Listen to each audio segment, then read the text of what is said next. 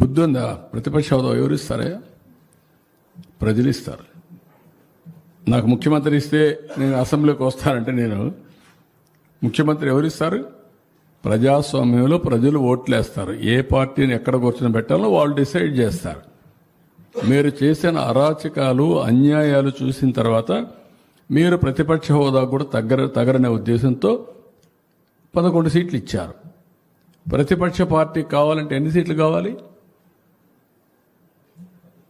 18 కావాలి. 18 ప్లస్ 19 కావాలి. 17.5 ప్లస్ 1 18.5 19 కావాలి. 19 ఉంటే వస్తుంది. అప్పుడు ఇవ్వరు. అది రైట్, హక్కు, ప్రజలిచ్చే అవకాశం. అది ప్రజలిచ్చే అధికారం. రాజకీయ ప్రభుత్వం ఇచ్చేది కాదు. ఇవన్నీ ఇంత మునుపు 94లో కాంగ్రెస్ పార్టీ ప్రతిపక్ష హోదా ఇవ్వలేదే. 26 మంది గెలిచారు. అప్పుడు ఇవ్వలేదు. ఎందుకు ఇవ్వలేదు?